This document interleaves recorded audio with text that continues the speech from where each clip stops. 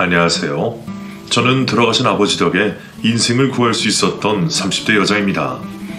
지금부터 여러분들이 듣게 될 저의 사연은 아주 소름이 돋는 이야기예요. 아직도 그때의 일이 생생하게 기억나 가슴이 떨리긴 하지만 저와 같은 피해자가 또 생기지 않길 바라는 간절한 마음으로 사연을 써보겠습니다. 9살 때 어머니가 돌아가신 이후로 아버지와 단둘이 살았기 때문에 저에게 있어 아버지라는 존재는 정말로 특별했어요. 저의 유일한 가족이자 보호자였기 때문에 더더욱 각별했죠. 그런 아버지가 돌아가셨을 땐 세상이 무너지는 것 같은 기분을 느꼈습니다. 제가 대학을 졸업하고 취업을 한 후 한창 바빴을 때 아버지께서 투병을 시작하셨고 암을 너무 늦게 발견하는 바람에 손을 쓸 수 없이 기약 없는 항암 치료만 이어가셨어요. 결국 아버지는 그토록 꿈꿨던 제 결혼식을 보지도 못한 채로 돌아가시고 말았어요. 정말 후회가 많이 되더라고요. 일찍 결혼해서 아빠와 손잡고 예식장에 들어가 볼 걸 하고요. 이제는 정말로 혼자구나. 남은 가족이 아무것도 없구나 싶은 생각에 우울증까지 걸리게 되더라고요. 외가 쪽 친척들은 어머니가 돌아가신 이후로 연락을 한 번도 하지 않고 지냈고, 친가 쪽 친척들은 이런저런 일로 워낙 사이가 좋지 않았기 때문에 남보다 못한 존재로 서로 생각하고 있었어요. 차라리 외동이 아니라 형제가 있었더라면 이렇게 외롭지가 않았을 텐데. 아버지의 장례를 치르면서 정말로 허전함을 많이 느꼈네요. 그렇게 홀로 적막한 세월을 보내고 있었어요. 평생 척박할 것 같던 제 인생에도 봄날이 오긴 하더라고요. 몇 년 후 제 앞에 운명 같은 남자가 나타났습니다. 아버지를 잃은 후 러닝으로 잡생각을 떨쳐내곤 했는데 우연히 들어가게 된 러닝 동호회에서 그 남자를 만나게 됐어요. 병원이 가득한 큰 건물 1층에 있는 약국을 운영하고 있는 약사라고 하더군요. 러닝을 하다가 실수로 넘어지면 밴드와 연고를 신속하게 꺼내 저에게 건네는 모습에서 눈길이 가기 시작했고, 젠틀한 모습에 조금씩 관심이 갔어요. 키도 크고 잘생긴 편이라 다른 여자들에게 인기도 많은 것 같더라고요. 저렇게 완벽한 남자가 나를 좋아해줄 리 없지 하는 마음으로 금방 마음을 접으려고 한 순간 그 남자가 저에게 호감 표시를 하기 시작했어요. 이게 썸인지 아닌지, 나를 좋아하는 건지 아닌지, 혹시 바람둥이인가 하는 마음에 그 남자에게 다가가는 게 망설여지더라고요. 저는 예스 아니면 노, 확실한 걸 좋아하는데 그 남자는 뭔가 항상 두리뭉실하다고 해야 할까요? 애를 태우는 게 마치 습관인 것처럼 밀당을 하더라고요. 그러다가 결국 제가 먼저 고백을 했고 그날을 1일로 저희는 정식 연인이 되었네요. 그 남자도 저를 좋아하고 있었다고 하더라고요. 그럴 거면 왜 사람 속을 애태웠냐고 했더니 긴장하는 제 모습이 귀여워서 그랬대요. 여자가 설렐 수밖에 없는 멘트를 툭툭 치는 그 남자를 보며 과연 이 남자가 저만 바라볼 수 있을까 걱정이 되기도 했네요. 하지만 걱정과 다르게 그 남자는 일편단심 저만 바라보더라고요. 섬세하게 챙겨주는 모습에 감동받을 때가 많았어요. 약국을 운영하고 있었기 때문에 어찌 보면 저보다 훨씬 바빴을 텐데 매일 하루도 그러지 않고 퇴근 시간마다 저를 데리러 왔습니다. 이런 남자가 또 있을까 싶더라고요. 어쩌면 아빠가 외롭던 저에게 아빠와 비슷한 사람을 저에게 연결시켜 주신 게 아닐까 싶을 정도로 잘 맞고 완벽한 남자였어요. 연애를 많이 해본 건 아니었지만 여태껏 만난 남자 중에 가장 최고의 남자였다고 자부할 수 있었어요. 똥차 가고 벤츠 온다더니 그 말 틀린 거 하나도 없구나 싶더라고요. 그렇게 만난 지 1년 만에 저희는 결혼을 약속하게 되었네요. 그 사람은 저에게 프로포즈를 하면서 진심으로 약속을 하더라고요. 그동안 많이 외로웠지? 이제는 내가 네 삶의 유일한 가족이 되어줄게. 절대로 도망가지도 않을 거고 옆에서 묵묵히 나무처럼 있어줄게. 이제는 나만 믿어. 결혼하자. 그리고 이제는 편하게 살아도 돼. 내가 알아서 다 할 테니까 너는 내 옆에서 머물면서 푹 쉬어도 돼. 회사 다니는 것도 힘들어 했잖아. 회사도 관두자. 그리고 네가 하고 싶었던 일 마음껏 해. 대학원에 가고 싶으면 대학원에 가고 배우고 싶었던 게 있으면 학원도 지원해 줄게. 손에 물은 샤워할 때만 묻히게 해줄게. 이렇게 완벽한 충원이 또 있을까요? 그 남자의 진심 어린 멘트는 저를 감동시키기에 충분했습니다. 그날 저는 눈물바다가 되어 그 남자의 프로포즈를 받아들였어요. 저 또한 그 사람에게 너무 감사했어요. 덕분에 의미 없었던 제 삶이 너무 행복해졌거든요. 한순간에 신데렐라가 된 느낌을 받았죠. 저희의 결혼 준비는 순조롭게 이루어졌지만 코로나 시기와 맞물려 몇 번 예식 날짜를 미뤄야 했어요. 저는 어차피 결혼식에 올 친척도 친구도 없었기 때문에 조용하고 소박하게 결혼식을 올리고 싶어서 예비 남편에게 조심스레 말을 꺼냈습니다. 혹시 예식장 말고 우리끼리 식당 하나 빌려서 결혼식을 대신하는 건 어때? 나는 어떻게 하든 상관이 없지. 그런데 웨딩드레스 입고 싶지 않아? 여자들은 다 로망이 있다고 하던데. 나는 그런 로망 없어.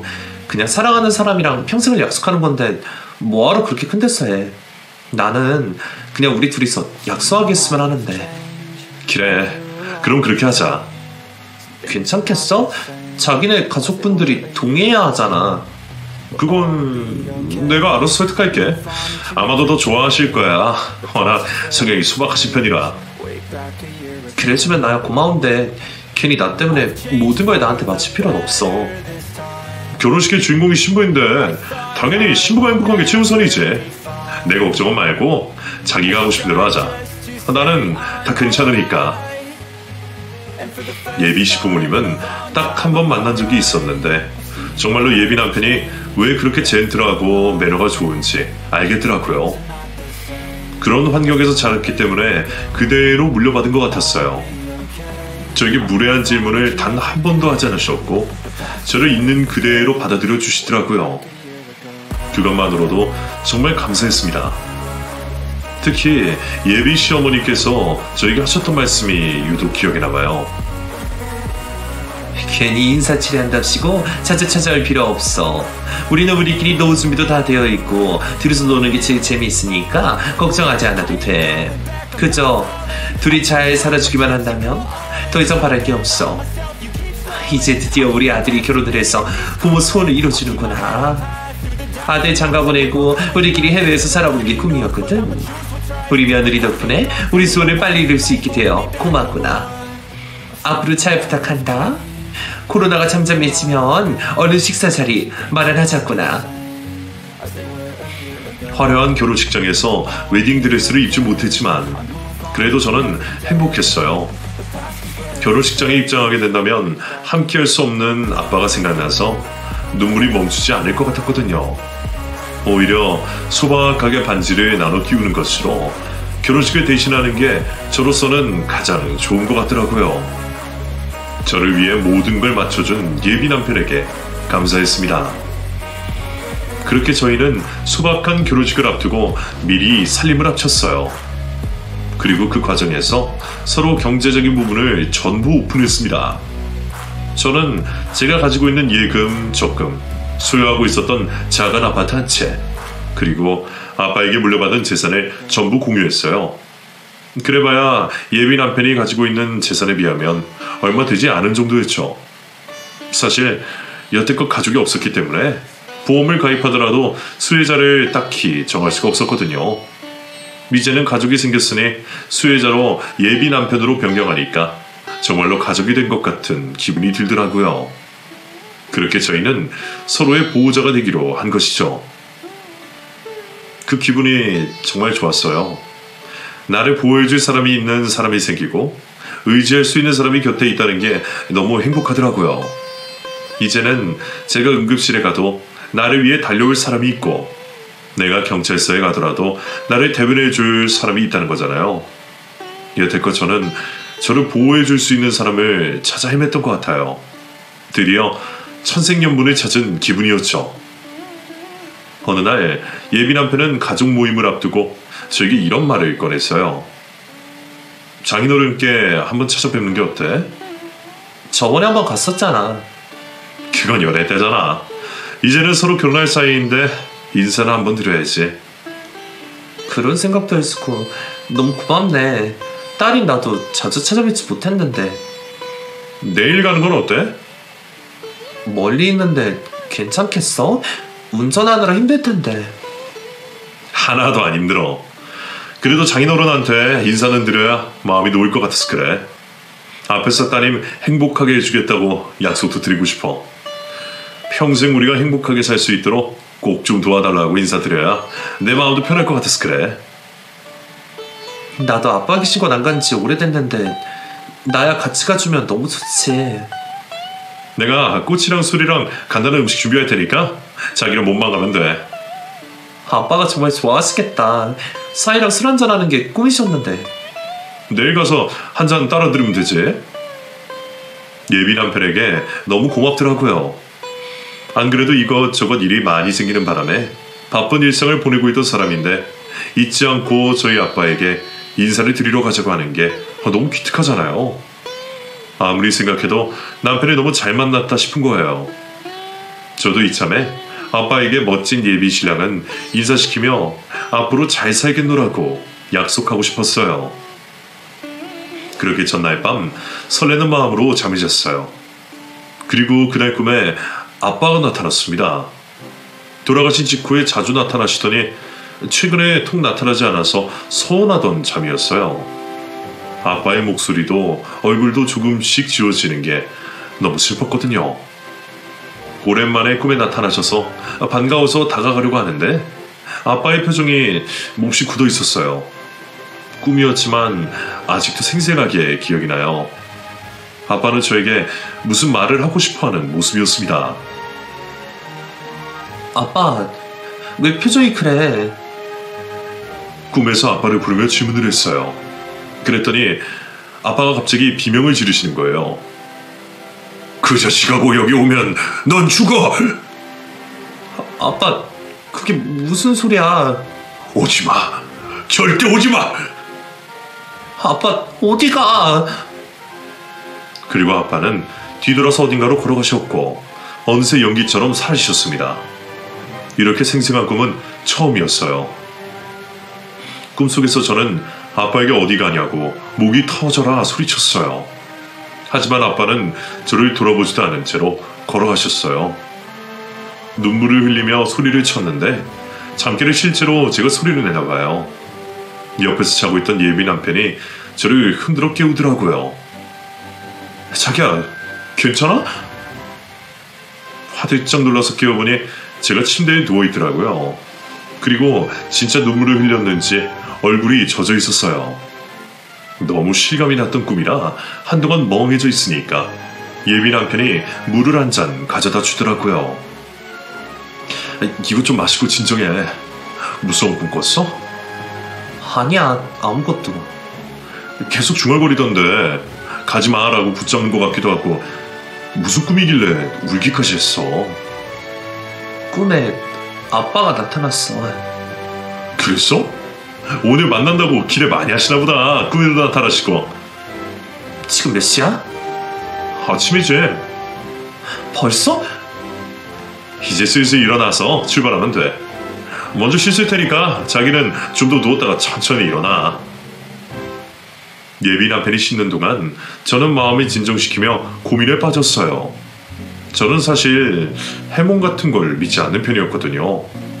그런데 아빠가 저에게 비명을 지르며 소리를 치는 모습이 계속 머릿속에 남아 지워지지 않았습니다. 진짜로 무슨 의미가 있나 싶더라고요.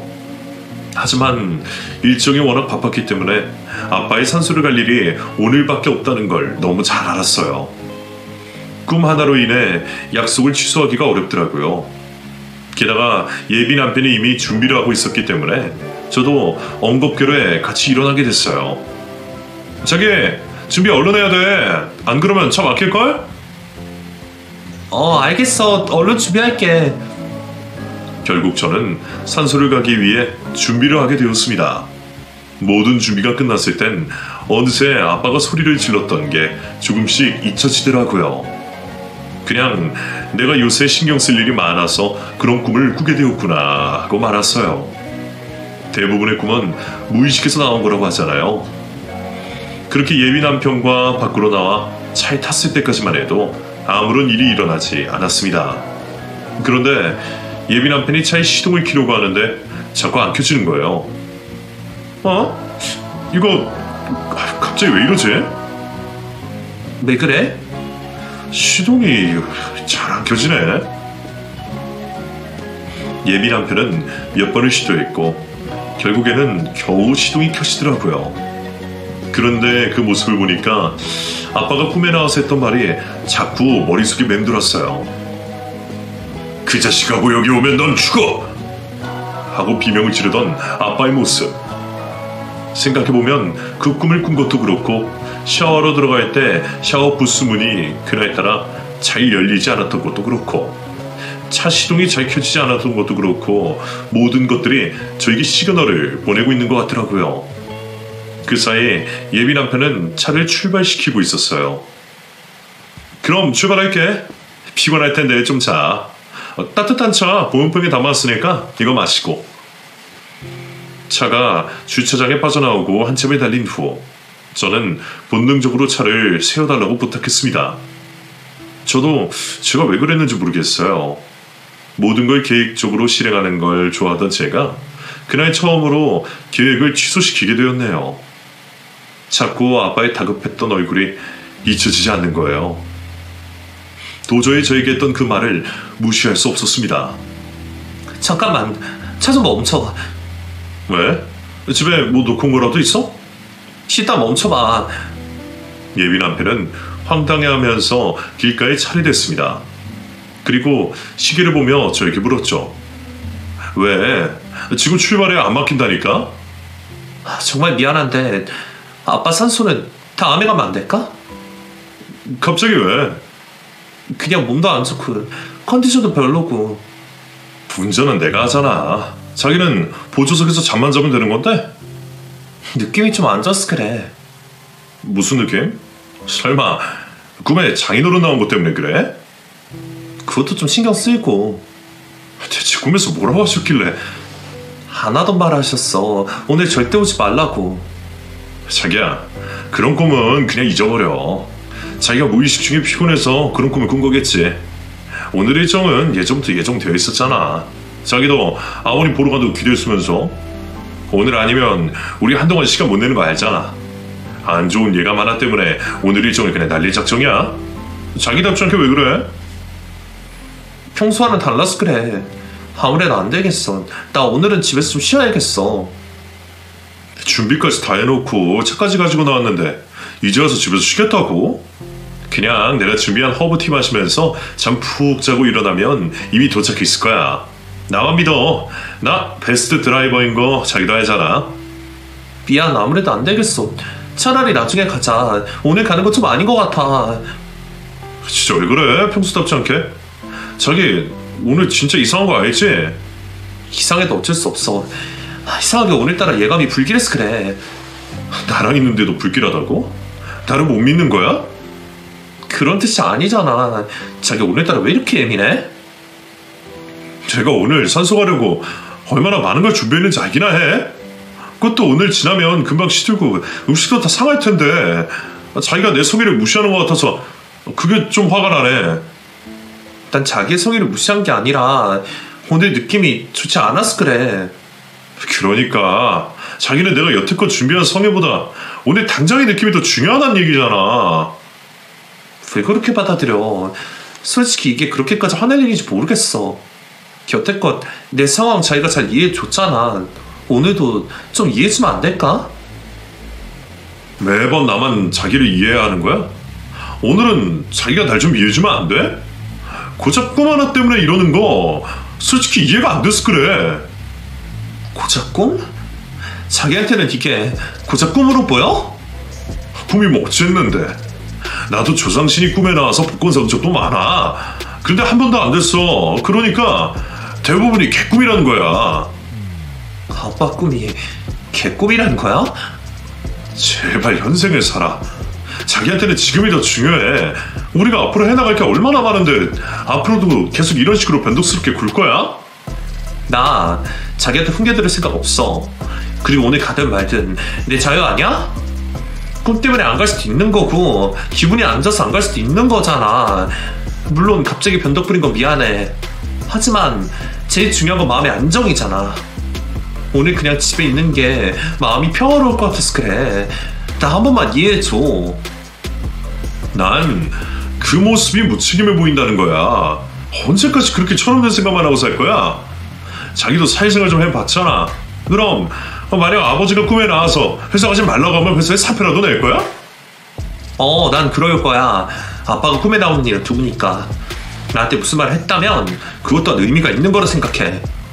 마치 무당 말만 믿고 전 재산 다 바치 기세네. 무슨 말을 그렇게 해? 아니 그렇잖아. 꿈 믿는 거나 무당말 믿는 거나 그게 그거지. 솔직히 좀 어이가 없네. 그럼 나 평생 동안 자기 변덕스러운 거 다 받아주고 살아야 돼? 좀 자신이 없어지려고 그러네. 감당하기 힘들 것 같은데. 누가 감당해달래? 나 여태껏 자기한테 부담 준 적 없잖아. 이런 일 하나 때문에 나도 자기랑 싸우고 싶지 않아. 자기 눈에는 내가 철없이 고집 부리는 것처럼 보일지 모르지만 나한테는 중요한 시그널처럼 느껴져서 그래. 그런 나한테 무당 말만 믿고 전 재산 탕진할 기세라고 하는 건 너무 선 넘은 거 아니야? 솔직히 너무 실망이야. 어떻게 나한테 그런 말을 할 수가 있어?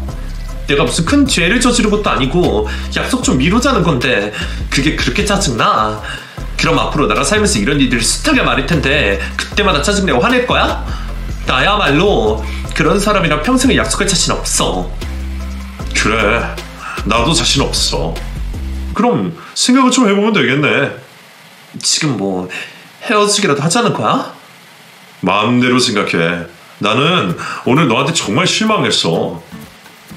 나야말로 실망했어. 이참에 나도 불만 좀 얘기할게. 여태껏 나를 마냥 어리게만 보고 못 배운 거 은근히 무시하고 훈계했던 거 얼마나 기분 나빴는지 알아?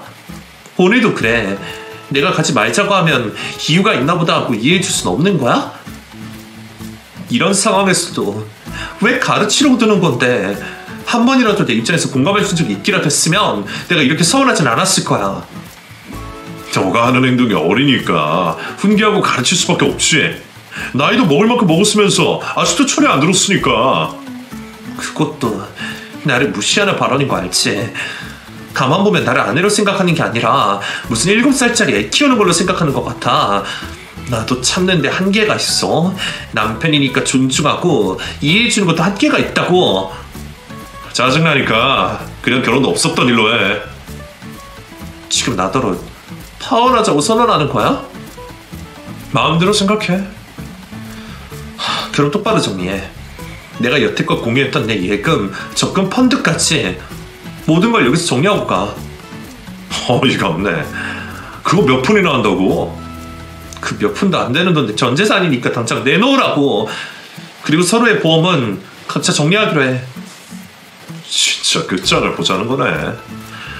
그래, 그렇게 하자. 어차피 안 맞는 거 여기서 끝내지 뭐. 속이 다 시원하네. 나야말로. 그래 놓고 나한테 다시 전화 걸기만 해봐. 그럴 일 없으니까 걱정 마. 이제라도 서로 다른 걸 알아서 다행이네. 앞으로 보는 일 없도록 해. 그날 저는 예비 남편과 대판 싸우고 결국 파혼까지 다다르게 되었네요. 충동적으로 파혼을 선언하긴 했지만 서운한 마음이 크더라고요. 이런 조그만 일로 짜증내는 남자와 더 이상 뭘 할 수가 있겠어요. 그래도 그 와중에 합쳤던 돈을 칼같이 다시 나눴네요. 다시는 안 볼 작정으로 뒤돌아 선 것이죠. 이 일은 훗날 제가 한 일 중에 가장 잘한 일이 되고 말았습니다. 순식간에 파혼을 하게 된 저는 짐을 싸서 그 집에 나왔고 혼자 살던 곳으로 돌아왔어요. 그리고 너무 속상한 마음에 그때부터 술을 마시기 시작했습니다. 너무 속상하더라고요. 이제야 좀 좋은 사람을 만나 행복해지려나 싶었는데 어김없이 또 혼자가 되었잖아요. 어쩌면 내 팔자에 결혼이라는 건 없는 건가 싶어서 눈물이 나오더라고요. 술이 들어가니까 더 마음이 힘들어져서 파혼하자고 한 사람에게 다시 전화를 걸어볼까? 내가 잘못했다고 싹싹 빌어볼까 싶은 거예요. 하지만 꾹 참았습니다. 자꾸 전화하고 싶은 충동이 들길래 그냥 핸드폰을 서랍 속에 넣어버렸어요. 그리고 저도 모르게 잠이 들었습니다. 시간이 얼마나 흘렀는지 모를 정도로 자다 깨달을 반복하며 물만 마시며 버텼어요. 그동안 몸에 피곤함이 쌓였는지 한번 자면 쉽사리 깨기가 쉽지 않더라고요. 이제는 나를 사랑해주는 사람도 없으니 어떻게 살아야 하나 싶은 생각에 그 생각을 떨쳐버리려고 더 깊게 잠들었었어요. 저는 개인적으로 스트레스를 받으면 자는 걸로 풀곤 했거든요. 한참 잠이 들고 난 후 눈을 떴는데 이상하게 몸이 가뿐하더라고요. 날은 이미 밝아 있었고요.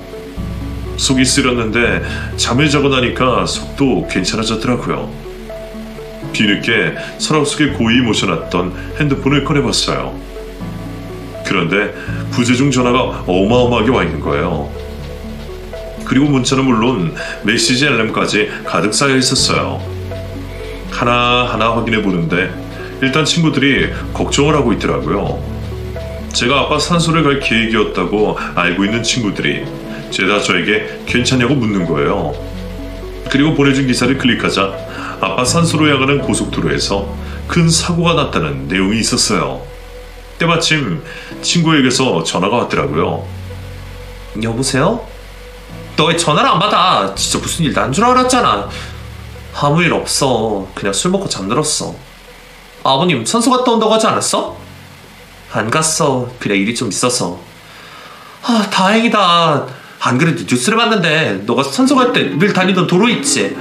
거기서 삼중추도 내 차량 화재까지 다 떠가길래 사진 보니까 네 남자친구가 타는 차랑 비슷해 보이는 거야. 네 남친도 SUV 타고 다니잖아? 혹시나 너가 거기 있었나 싶어서 걱정돼서 전화해봤는데 네가 받지도 않아서 진짜 걱정했어. 괜찮은 거 맞지? 나는 괜찮아. 거기 가지도 않았는데 뭘. 에휴, 다른 애들한테도 네 안부 전해줘. 다들 걱정하더라. 순간적으로 소름이 돋더라고요. 저희 아빠가 제 꿈에 나와서 제발 그곳에 오지 말라고 소리치던 모습이 생각나는 거예요. 어쩌면 아빠가 저를 살리기 위해 꿈에서 그토록 비명을 지르지 않았나 싶어 한동안 기분이 오싹했습니다. 만약 제가 예정대로 아빠 산소에 갔었더라면 그 사고의 주인공이 제가 되었을 수도 있잖아요. 부재중 전화가 온 걸 쭉 살펴보는데 그 중에 모르는 번호가 눈에 띄더라고요. 제가 자는 동안 밤새도록 쉴 새 없이 핸드폰이 울렸는데 저는 눈치도 채지 못한 채로 잠을 자고 있었던 거예요. 바로 그때였어요. 부재중 전화로 찍혀 있었던 번호로 다시 연락이 온 거예요. 받을까 말까 하다가 결국 받았습니다. 여보세요? 안녕하십니까? 혹시 김정현 씨 되십니까? 네, 제가 김정현인데요. 누구시죠? 여기 경찰서인데요. 혹시 이상철 씨 아십니까? 네, 아는데요. 왜 그러시죠? 마지막으로 같이 있었던 시간이 어떻게 되시죠? 최근에 같이 있다가 싸운 이후로 연락도 하지 않았는데 무슨 일 때문에 그러세요? 참고인 조사가 필요해서 한번 오셔야겠는데요. 자세한 말씀은 만나서 드리겠습니다. 형사과에서 갑자기 저에게 전화를 건 거예요. 그것도 대뜸 예비 남편의 이름을 대면서 참고인 조사를 받으러 오라고 하더라고요. 대체 이게 무슨 일인가 싶어 당황스럽더라고요. 인생 처음으로 형사과에 찾아가는 거라서 긴장이 되는 거예요. 마음을 진정시키고 겨우 그곳에 도착했더니 푸근한 인상의 형사 한 분이 저를 맞이해 주셨습니다. 일단 여기 앉으십시오. 그 사람이 무슨 잘못이라도 저질렀나요? 몇 가지 조사할 게 있어서 오시라고 했습니다. 혹시 이상철 씨와는 어떤 관계시죠? 결혼에 약속했던 사이예요. 지금은 싸워서 파혼하기로 했지만요. 파혼하기로 한 게 언제죠? 혹시 땡월땡이를 만나요? 네, 맞아요. 그냥 헤어지고 연락도 하지 않은 상태예요. 그런데 무슨 일이신데요? 이상철 씨 살인 미수 혐의로 저희가 조사 중에 있습니다. 네? 살인 미수요? 일부러 교통사고로 낸 혐의를 받고 있어요. 동승자는 애인으로 밝혀졌고요. 애인이라뇨? 형사분은 잠시 망설이시더니 저에게 경악할 소식을 하나 둘씩 알려주셨습니다.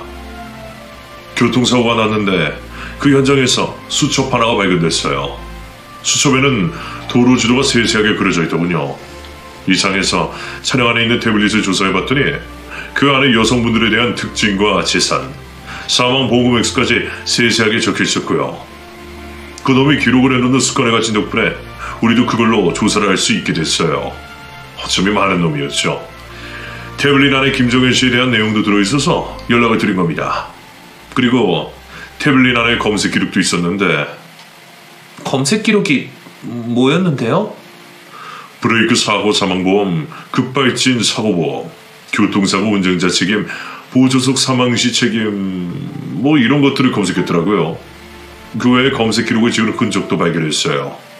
치밀하게 준비를 하고 있었던 거죠. 아무튼 그날 하마터면 김정현 씨가 큰일 날 뻔했습니다. 그럼 그 교통사고가 그 사람이 낸 거란 말이에요? 그것도 일부러요? 옆에는 애인이 있었다고요? 네. 이 사건 현장에서 이상철 씨는 운전석에서 미리 빠져나와 있었고 여자분은 급히 병원으로 이송이 됐는데 다행히도 몸은 무사하십니다. 천만 다행이죠. 그날 저랑 갈 곳이 있었는데 왜 다른 여자랑 있었던 거죠? 저희가 추측하기로는 그놈이 돈이 궁했던 걸로 보입니다. 김정현 씨를 타깃으로 범행을 할 예정이었는데 계획이 틀어져서 다른 여자한테 여행을 가자고 꽂혔다고 하더군요. 그 여자 또한 사실혼 관계를 유지하고 있었다고 하네요. 그게 말이 되는 거예요? 저랑 결혼까지 진행하면서 다른 여자랑 사실혼 관계였다고요? 안 그래도 조사하면서 저희도 놀랐습니다. 허점이 많이 보이더라고요. 물증을 흘리고 다녀서 저희도 쉽게 파악할 수 있었습니다. 이리저리 여자를 찾아 몇 달을 걸쳐 놓았는데 괘씸하게도 전부 부모가 없고 형제도 없는 그런 여자만 공략했더군요. 그래야 재산을 뺏기도 수월할 테고 사망보험 수혜자로 해놓기 편을 쓸 테니까요. 혹시 이상철 씨가 김정현 씨한테 사망보험을 들라고 하거나 재산을 달라고 한 적은 없습니까? 있어요. 결혼 준비하자면서 재산을 다 합치자고 이치해달라고 한 적 있어요. 그런데 파혼하자고 하면서 제가 도로 가져왔어요. 보험 수혜자도 다시 바꿨고요. 잘하셨네요. 일단 경제적인 피해는 없으신 거니까 안심하셔도 되겠어요. 그런데 그 사람 약사에다가 재산도 많은데 왜 그런 짓을 벌인 건지 이해가 잘 안 가요. 그게 참 이런 말씀 들어도 되라시긴 한데 직업을 숨겼을 겁니다. 네? 제가 그 약국을 갔었는데요? 어쨌든 약사는 절대 아닙니다. 여성들을 현혹하기 위해 모든 걸 숨겼던 거겠죠. 들으면 들을수록 충격의 연속이더라고요. 제가 알던 완벽한 남자는 이미 없었어요. 도대체 어떻게 나를 숨긴 건가 싶어서 조사가 끝난 후 바로 그 사람이 운영하고 있었던 약국으로 달려갔어요. 갔더니 처음 보는 남자가 가운을 입고 있더라고요. 어서 오세요. 뭐 드릴까요? 저 그게 이상철이라고 아세요? 그 자식은 왜요?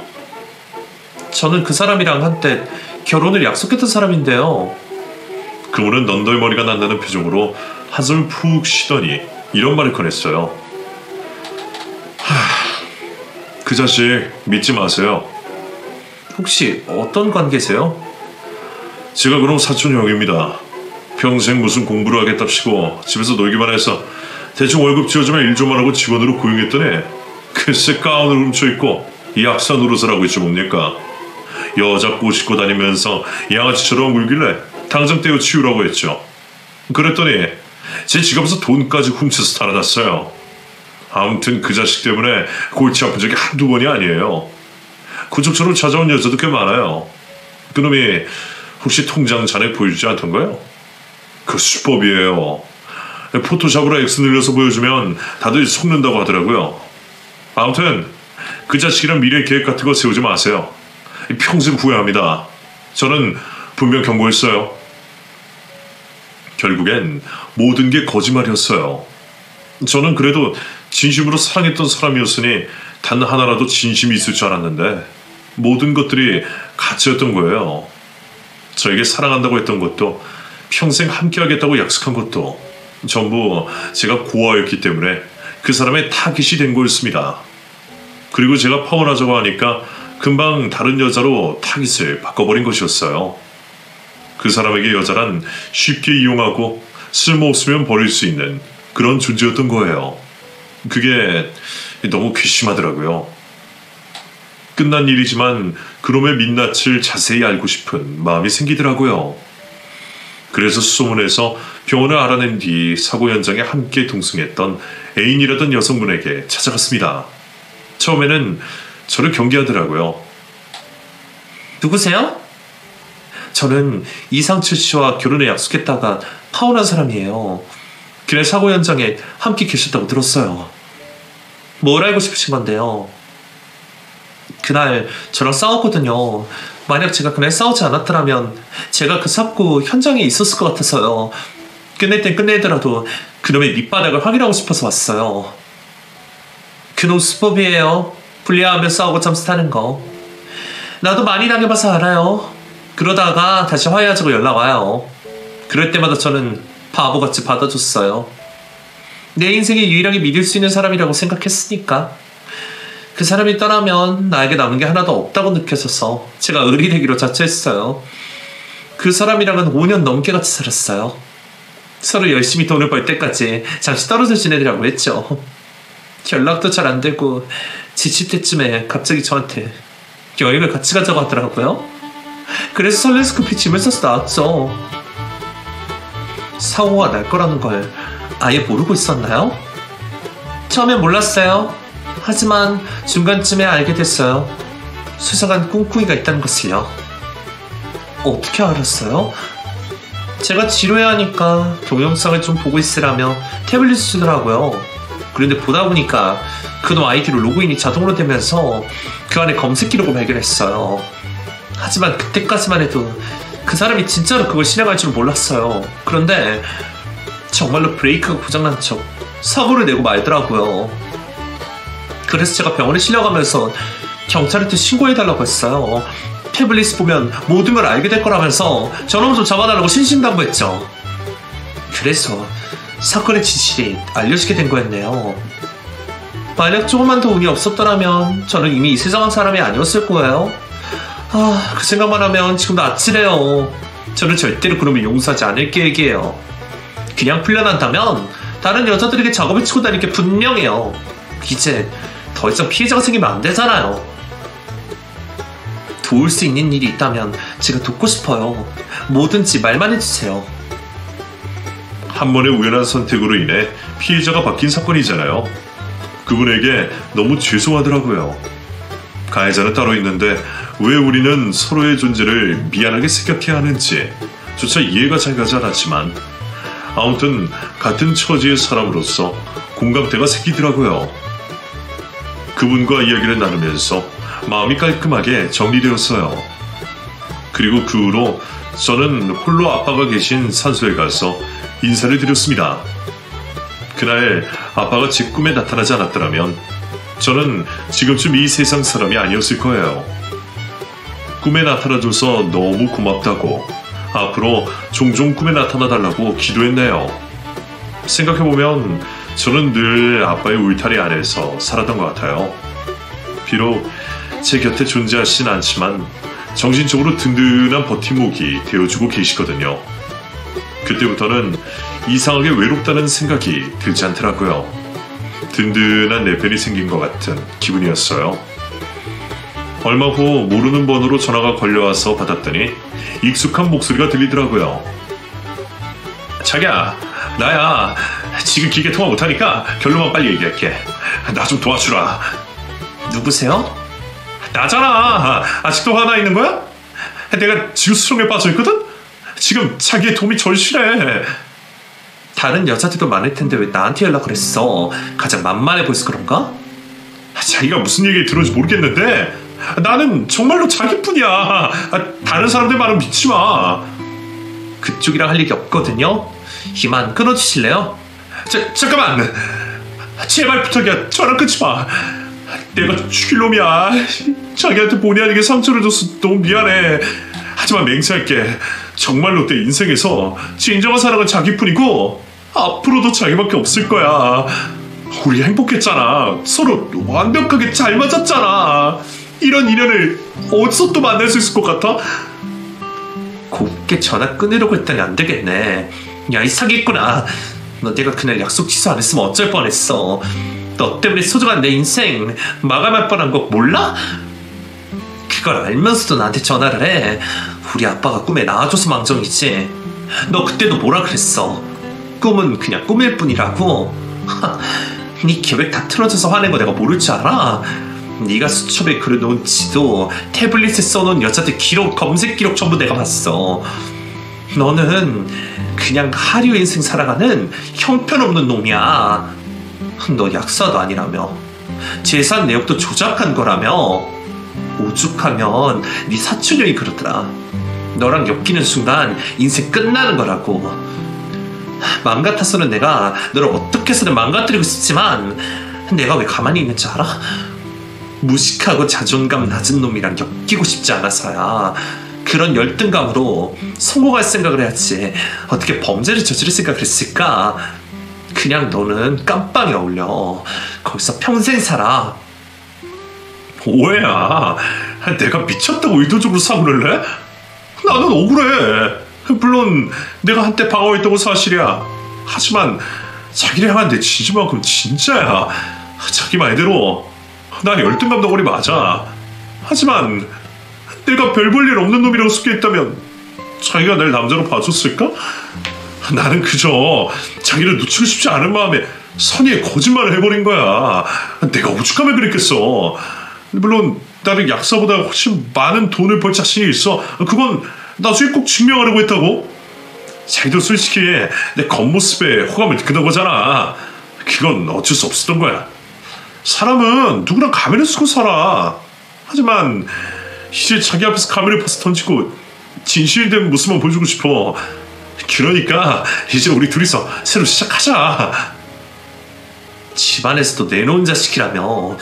그때 만난 시부모님은 대여 아르바이트 쓴 거라고 하던데? 하나부터 열까지 전부 거짓뿐인 사람을 내가 어떻게 믿을 수 있겠어.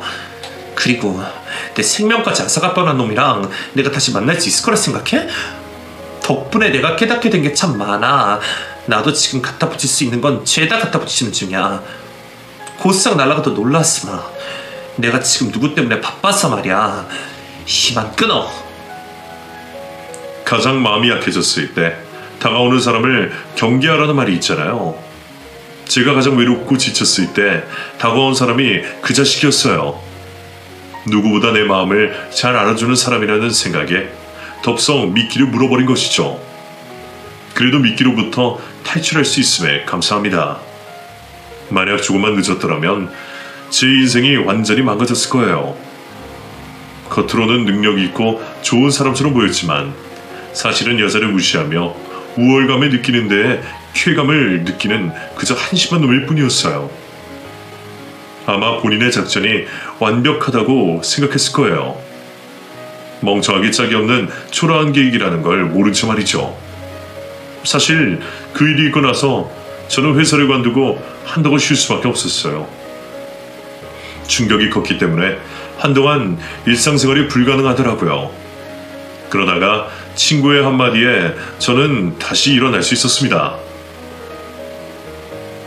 뭐가 걱정이야. 아버님이 너를 완벽하게 지켜주고 계시는데. 맞아요. 저에게는 든든한 지원군이 있잖아요. 제가 어디서 무엇을 하든 어떤 상황에 처해 있든 아빠가 저를 지켜보시고 계신다는 생각을 하니까 마음이 안정되기 시작하더라고요. 그 꿈을 꾼 이후로 새로운 인생을 얻었으니 이제 새롭게 시작해야겠다는 생각이 드는 거예요. 이것 또한 아빠가 원하는 게 아닐까 싶어서 훌훌 털고 일어나 움직이기 시작했습니다. 그렇게 새 출발을 한 지 얼마 되지 않아 사랑하는 아빠가 꿈에 다시 나오셨어요. 저를 보며 말없이 미소만 짓고 계시더라고요.